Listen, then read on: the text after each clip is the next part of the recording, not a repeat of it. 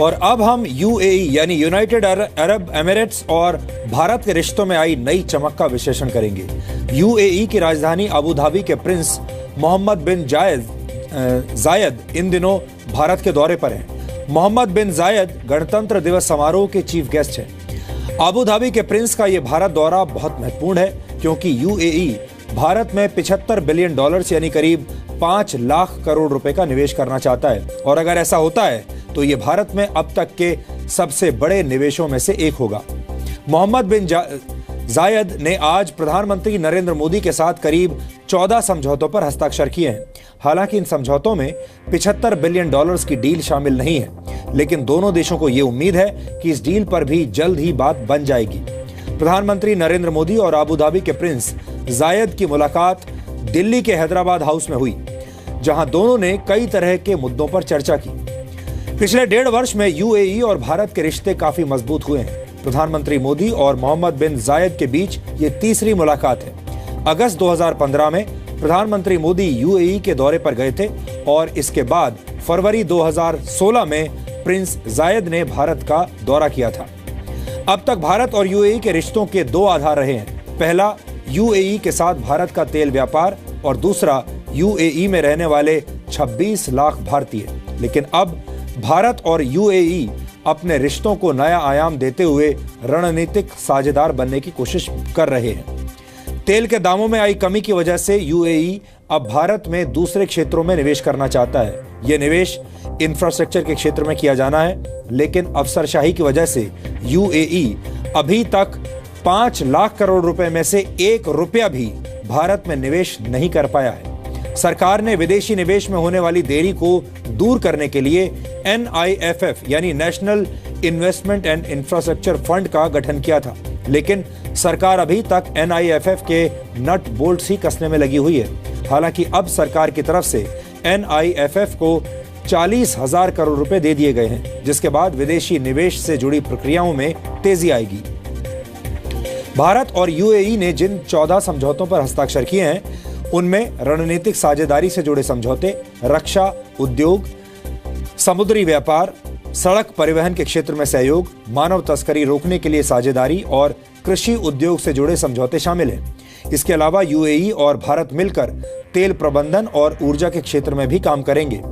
भारत और यूएई के बीच वर्ष 2014 में 4 लाख करोड़ रुपए का कारोबार हुआ था, जो वर्ष 2020 तक बढ़कर लगभग 7 लाख करोड़ रुपए हो जाएगा। यूएई में रहने वाले 26 लाख भारतीय हर साल करीब 1 लाख करोड़ रुपए की रेमिटेंसेस भारत में भेजते हैं। रेमिटेंसेस वो रकम होती हैं जो किसी देश में प्रवासी के तौर पर रहने वाले लोग अपने देश में भेजते हैं। यूएई अकेला ऐसा देश है जहां की कुल आबादी का करीब 30% भारतीय हैं। इसलिए आप यूएई को एक छोटा यानी मिनी इंडिया भी कह सकते हैं, छोटा भारत भी कह सकते हैं। यूएई की राजधानी अबू धाबी में अब एक मंदिर भी बनाया जा रहा है। अबू धाबी में बनने वाला यह पहला हिंदू मंदिर होगा। आतंकवाद जैसे मुद्दों पर जब यूएई और भारत मिलकर लड़ेंगे और भारत और यूएई की दोस्ती का सबसे बुरा असर पाकिस्तान जैसे देशों पर पड़ेगा, जो खुद को अरब देशों और यूएई के बहुत करीब मानता है। लेकिन सच ये है कि अब अरब देश पाकिस्तान का असली चेहरा पहचानने लगे हैं। सऊदी अरब ने हाल ही में पाकिस्तानी मूल के 69 ऐसे लोगों को पकड़ा है जिन पर आतंकवादी गतिविधियों में शामिल होने के आरोप हैं। ये पाकिस्तान के लिए एक शर्मनाक स्थिति है। भारत और यूएई अब पक्के दोस्त बनने जा रहे हैं, इसलिए हमने इन दोनों देशों के संबंधों का एक विश्लेषण किया है। ये पूरा विश्लेषण देखने के बाद आप भी भारत और यूएई के संबंधों के अच्छे जानकार बन जाएंगे।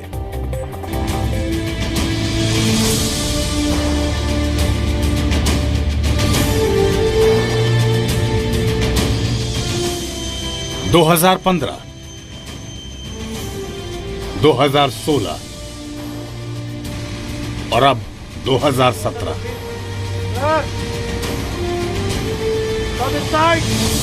भारत के प्रधानमंत्री नरेंद्र मोदी और अबू धाबी के राजकुमार मोहम्मद बिन जायद के बीच 3 वर्षों में हुई ये 3 मुलाकातें भारत और यूएई की दोस्ती की नई कहानी कह रही है।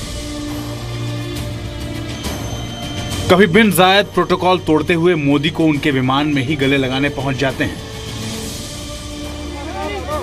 तो कभी मोदी प्रोटोकॉल की परवाह किए बगैर अपने दोस्त को रिसीव करने एयरपोर्ट पर पहुंचते हैं।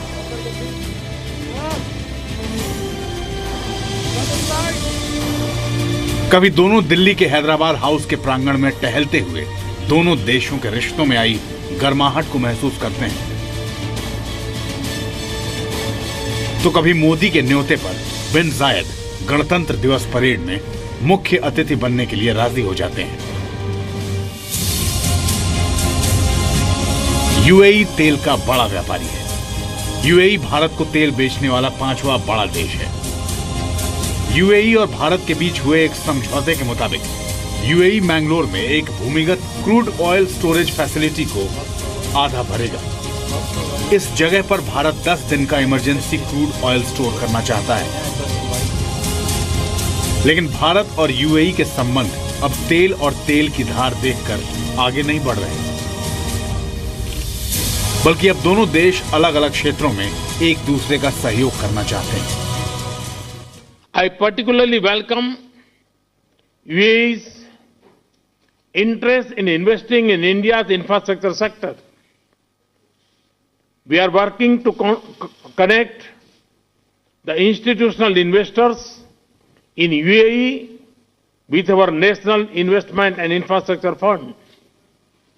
I also shared with His Highness the interest of Indian companies to be a partner in infrastructure projects for the World Expo 2020 in Dubai.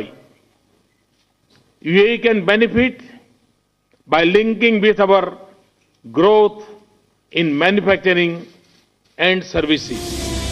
Bharat और यूएई आतंकवाद जैसे मुद्दों पर एक साथ लड़ने का मन बना चुके हैं और ये दोस्ती रक्षा, प्रौद्योगिकी और अंतरिक्ष जैसे क्षेत्रों तक पहुंच चुकी है।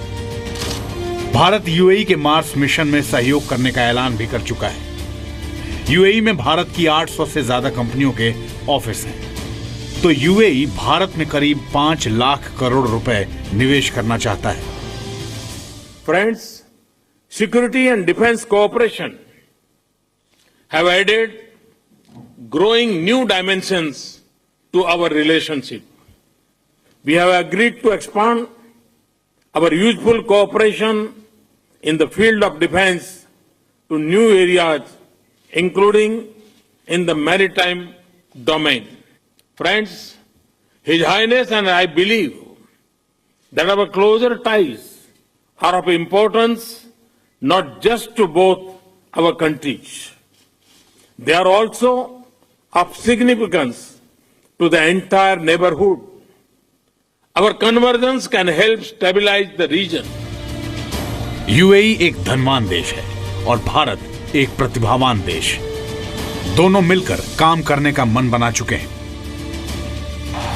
वर्ष 2015 में जब नरेंद्र मोदी यूएई के दौरे पर गए थे, तब उन्होंने 55,000 भारतीयों को संबोधित किया था। यूएई की ताकत वो 26 लाख भारतीय हैं जो यूएई की धड़कन है। लेकिन यूएई के प्रिंस जानते हैं कि अगर इन 26 लाख भारतीयों के साथ 132 करोड़ भारतीयों को जोड़ दिया जाए तो फिर दोनों देश मिलकर पूरी दुनिया पर राज कर सकते हैं। दिल्ली से ब्रह्म प्रकाश दुबे के साथ ब्यूरो रिपोर्ट, जी मीडिया। अब ये दोस्ती इतनी मजबूत हो चुकी है कि अब यूएई भी भारत के गणतंत्र दिवस की खुशी में शामिल हो गया है। दुनिया की सबसे ऊंची इमारत बुर्ज खलीफा भी अब दोनों देशों की दोस्ती की निशानी बन गई है। भारत को गणतंत्र दिवस की बधाई देने के लिए बुर्ज खलीफा पर तिरंगे रंग की रोशनी आज की गई है। बुर्ज खलीफा दुनिया की सबसे ऊंची इमारत है जिसकी ऊंचाई 828 मीटर है। अबू धाबी के प्रिंस भारत के दौरे पर हैं और बुर्ज खलीफा पर तिरंगे की रोशनी इस बात की गवाह है कि दोनों देशों के संबंध अब नए दौर में पहुंच चुके हैं। ये बुर्ज खलीफा है। आज के दिन कैसा दिखता है आप देख सकते हैं, आपको अच्छा लगेगा। भारत के रंगों में रंगा हुआ बुर्ज खलीफा।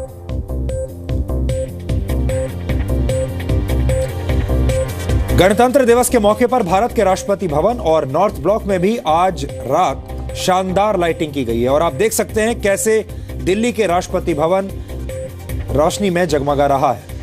यह भारत के गणतंत्र की रोशनी है। इस वक्त आपके लिए दिल्ली का राष्ट्रपति कुछ ऐसा दिख रहा है इस वक्त।